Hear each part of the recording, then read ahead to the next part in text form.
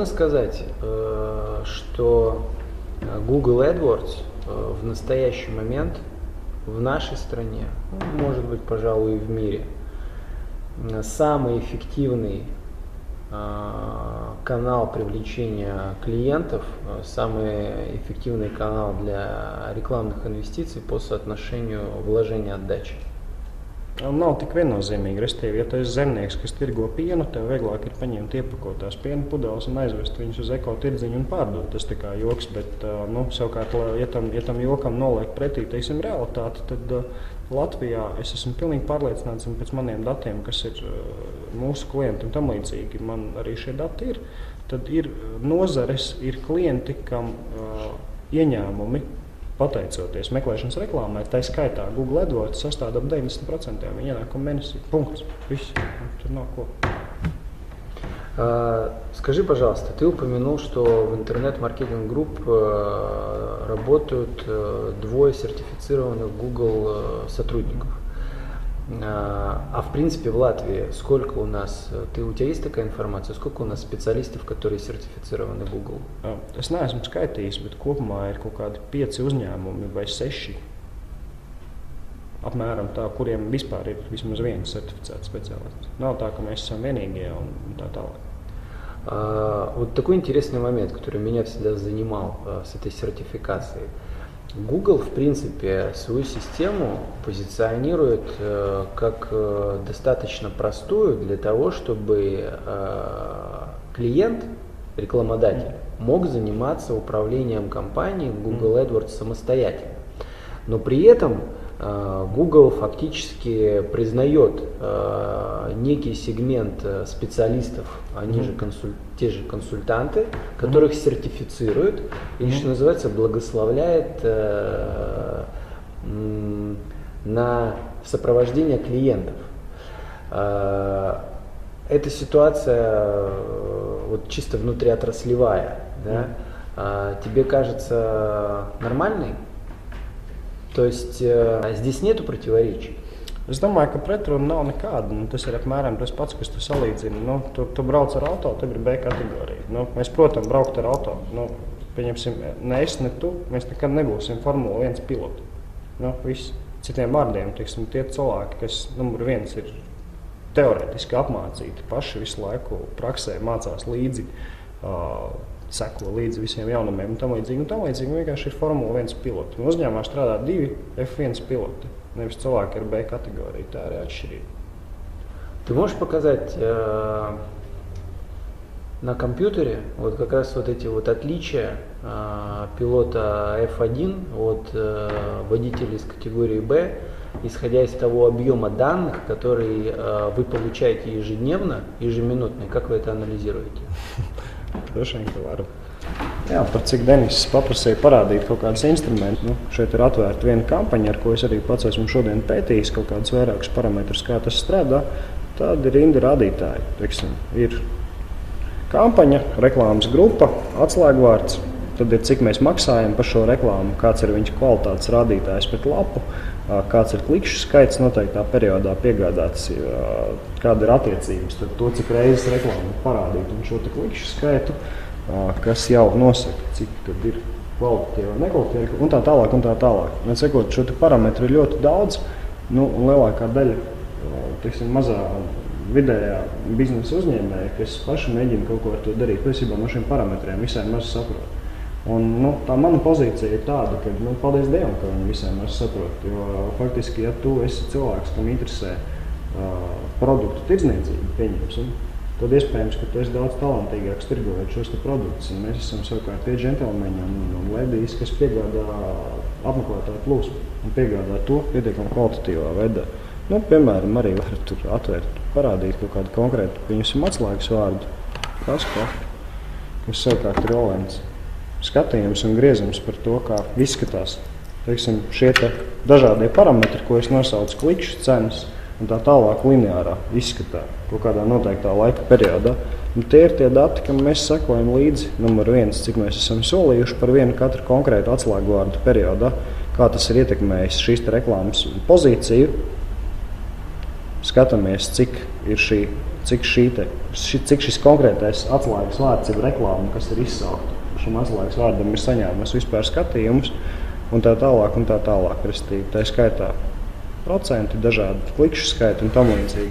Я правильно понимаю, что вот эта система, то есть там, где, собственно, отображаются все данные, анализируются, она не будет доступна любому человеку, который, допустим, захочет вести аккаунт Google AdWords самостоятельно, потому что в самом Google это все отображается немножко по-другому. Viņi noteikti nebūs pieejami, tas ir viens, jo tas ir rīks, ko mēs paši esam izstrādājuši, un tas pats galvenais, kas nebūs pieejams, nebūs pieejams šīs zināšanas, kas ir, kuras prasa tomēr pietiekami ilgu praksi, strādājot ar kampaņām un tā tālāk. Par to praksi minot arī es varu pateikt kā piemēru, nestoties uz to, ka šobrīd es esmu IMG vadītājs un biznesa attīstības vadītājs vienā personā, tad es šobrīd pats apkalpoju 2 klientus. Šī iemesla pēc, lai nezaudētu šīs iemaņas, jo visu laiku attīstās gan meklēšanas reklāma, gan attīstās pats Google AdWords kaut kādos punktos. Un ir jāsako līdz visām šīm lietām.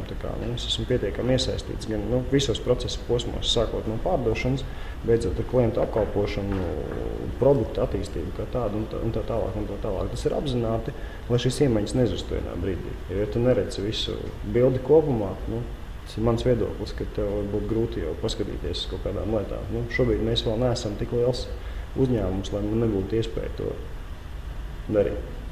А что фактически означает ведение аккаунта клиента? То есть проверка состояния его дел там, ежедневно, 1 раз в день или… Atšķirās pakalpojums dažādos uzņēmumos, jo par to pārbaudi ir jāsaka tā, ka mūsu kvalitātes standarts paredz, ka mēs jebkuru klientu, viņa parametrus vispārējo apskatām neretāk kā reiz 48 stundās. Šobrīd es jau pat varu teikt, ka kaut kādās izstrādes versijās un tam līdzīgi tas notiek faktiski biežāk, jo mēs esam ieviesuši paši jau dažādas atskaites, kas mums ir vajadzīgas. Mēs redzam gan budžeta statusu vienu reizi diennaktī jau atskaites formātā jau šajā sistēmā, gan pamazām liekam klāt dažādas lietas, kas mums faktiski ļauj kvalitatīvāk apkalpot klientus, kas ir labi. Klientam jau pēc būtības vairumā gadījumu, pakalpojumu cena nemainās. Saņem kvalitatīvāku pakalpojumu pateicoties lietām un risinājumiem, ko mēs redzam šeit iekšpusē. Par šo sistēmu arī runājot, es domāju, ka mēs esam kaut kur līdzīgi virknei citu startupu, virknei citu produktu, kas faktiski pasaulē tieši šādā veidā ir radušies.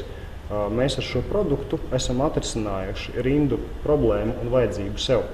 Jo sākām mēs to visu veidot, kad mēs sapratām, ka mums ir grūti nodrošināt budžeta kontroli, pieņemsim X klientiem. Tad mēs sapratām, ka mums ir sarežģīti nodrošināt vienāda izskata, ļoti ātras atskaites noteiktam klientu skaitam. Mēs izveidojām šim produktam savukārt modeli, kas to spēj darīt. Un tā tālāk ir skaidrs, kas ir šīs pamatvajadzības, kas ir aģentūrai strādājot ar klientu, ko nenodrošina savukārt Google sistēmas vai nenodrošina pietiekami kvalitatīvi un ātri, ko mēs varam labāk.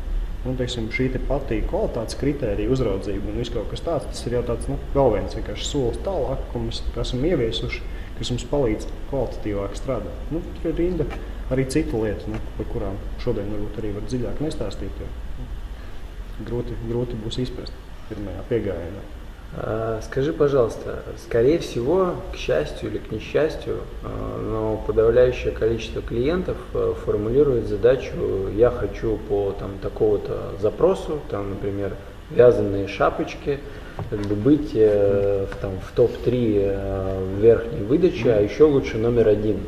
Соответственно, и ожидают они от вас именно этого. То есть наверняка у вас там есть success story, понятно, что есть более конкурентные запросы, есть менее конкурентные запросы. Но в таких случаях, что вы говорите клиенту и, в принципе, скажем, такой процент продуктивности, как вы показываете? Es nevaru atbildēt par to produktivitātes procentu. Lielākā daļa, vai gandrīz visi gribēs tā teikt klienti, pie kā mēs ejam paši, vai kas atrod mūs šādā vai savādākā veidā, kļūst par mūsu klientiem. Tā ir tā atbilde. Es nevaru to izmērīt procentos, mēs neesam šādas pētījumus paši tur iekšēji veikuši. Tas, ko mēs darām, mēs ejam un stāstam. Ļoti vienkārši es stāstam, kā mēs strādājam, numur 1, un kāda ir mūsu filozofija un mūsu piegājiens, kā tas būtu jādara pareizi. Tas ir tas, ko mēs darām. Pie manis nāk klients un saka, ka piegādājat mums tur 2. pozīciju, vai piegādājat mums pasargi Dievs, teiksim, fiksētu klikšķi cenu un tik klikšķus mēnesī, mēs ejam un stāstam savu piegājienu. Ne ar visiem sanāk. Ir klienti, kam ir ērtāk izdarīt sliktāk, bet tad sagādāt sev mazāk galvas sāpes. Bet tie nav mūsu klienti. Tas nav tas mūsu pamats. Mums interesē strādāt ar uzņēmumiem, kas mēģina domāt tālāk. Mēģina izdarīt labāk, un kur mārketinga vadītājs ir vietā, kuram interesē uzņēmuma attīstība, kuram interesē iespēja paņemt no šī kanāla pēc iespējas vairāk, samaksājot pēc iespējas zemāku cenu un tam līdzīgi. Mēs strādājam ar klientiem, kam ir prieks strādāt ar mums, citiem vārdiem, kas saprot tieši kādu iemeslu pēc mēs piegādājam to pakalpojumu, ko mēs piegādājam, un kuri paši pietiekami skaidri saprot, ka ir labi man un uzņēmumam, ja es spēju izdarīt labāk. Nevis es izdarīšu atrakstīšanās pēc. Tā droši vien ir tāda šķirība.